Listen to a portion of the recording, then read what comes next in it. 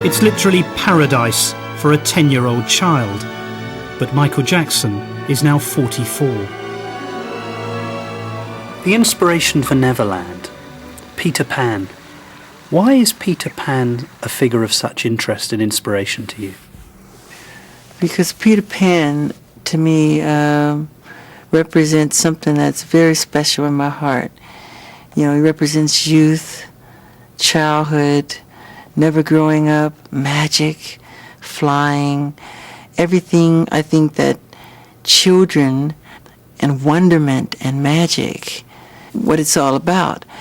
And to me, I just have never, ever grown out of loving that or thinking that is very special. Do you identify with him? Totally. You don't want to grow up? No, I am Peter Pan. No, you're not. You're Michael Jackson. I'm Peter Pan in my heart. The climate is a problem for Jackson. He says the colour-changing skin condition vitiligo has made him allergic to the sun.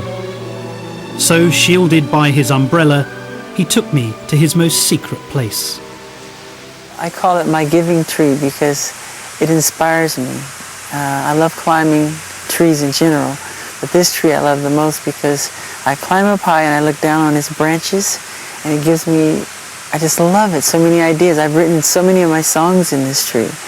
I wrote Heal the World in this tree, Will You Be There, Black or White, Childhood. You're actually saying that you climb that tree? Yeah.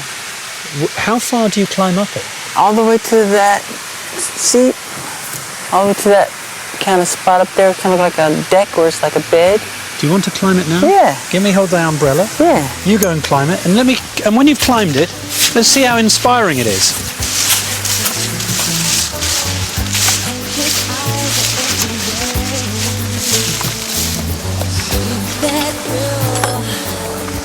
Aren't you coming?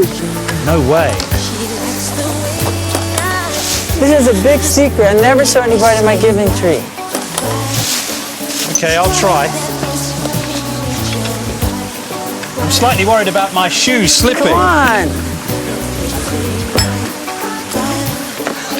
Is it safe? Of course. I'm frightened. My I think I'm inspiration. going to stop here. You don't climb trees? No, I do not. You're missing out. I'll leave you to it.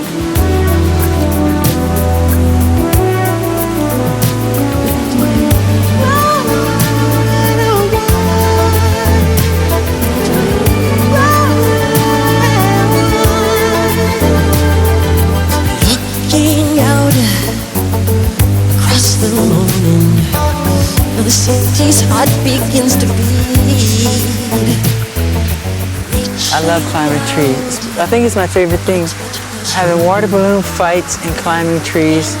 I think those two are my favorite. Don't you prefer making love or going to a concert, or you really mean that you prefer climbing trees and having a balloon fight? Yeah, water balloon fight. And you prefer that to anything else? Well, as my pastime, fun. You know, can't compare it to performing. But other people play football, basketball. I like to climb trees.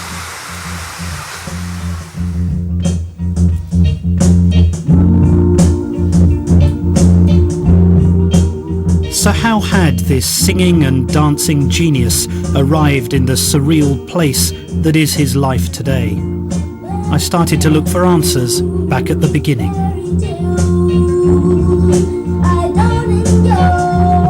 He played me his first single, Big Boy, which was released when he was just 8. By then, Michael Jackson had already been performing for 3 years.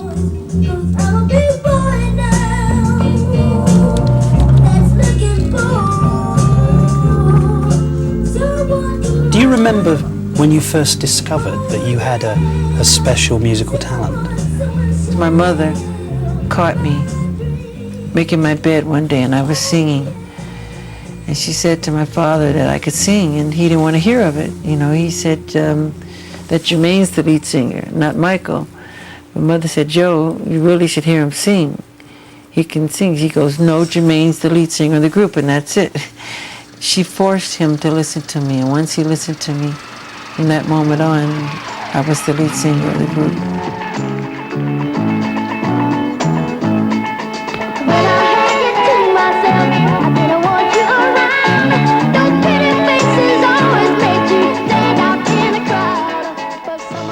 My entire childhood, I remember people always saying to me, he's a 42-year-old midget.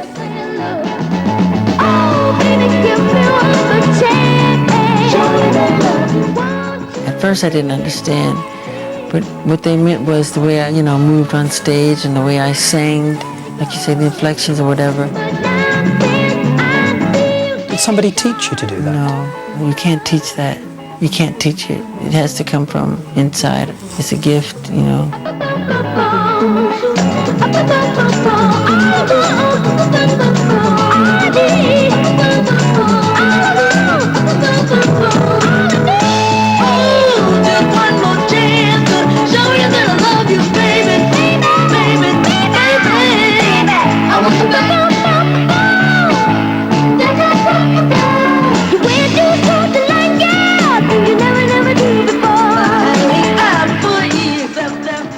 I remember precisely going to Motown Studios to record. And right across the street from the studio was a park.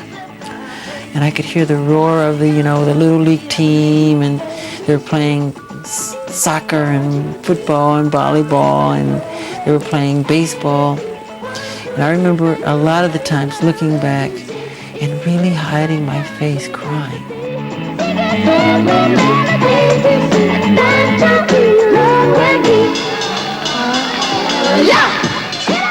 I wanted to play sometimes, and I couldn't, I had to go. Why couldn't you? I had to go to the studio. Show me what you can do. Shake it, baby. Come on now. Shake it, baby. Ooh, 1, 2, 3, baby. ABC, baby. Do, re, mi, baby. Hey, that's how love can be. When you would be practicing, you were very heavily disciplined by your father. What was that like?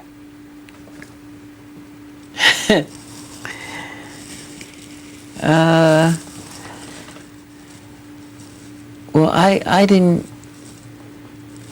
have it that hard because he used me as the example. It was like, do it like Michael. And he practiced us with a belt in his hand. And if you miss a step, expect to be... Just let me go back. You just said that you would practice the dance steps and your father would be holding a belt in his hand. Is that what you just said? Yes. And he would tear you up if you missed. And so we, not only were we practicing, we were nervous rehearsing because he sat in the chair and he had this belt in his hand. And if you didn't do it the right way, he would tear you up, really get you. And I got it a lot of times, but I think my brother Marlon got it the most because he had a hard time at first. And he tried so hard. And it was always, do it like Michael, but the others were very nervous, and I was nervous too, because he was tough. How often would he beat you? Too much. Would he only use a belt?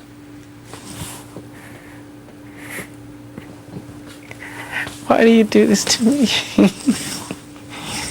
No, more than a belt. What else would he use to hit you with? Ironing cords, whatever's around. Throw you up against the wall hard as he could. See, it's one thing to... But you were only a child. I know. You were a baby. I know. It's one thing to discipline. And you were producing successful records. I know. He would lose his temper. I just remember hearing my mother scream, Joe, you're going to kill him, you're going to kill him, stop it, you're going to kill him, and I was so fast, he couldn't catch me half the time, but when he would catch me, oh my God, it was bad. It was really bad.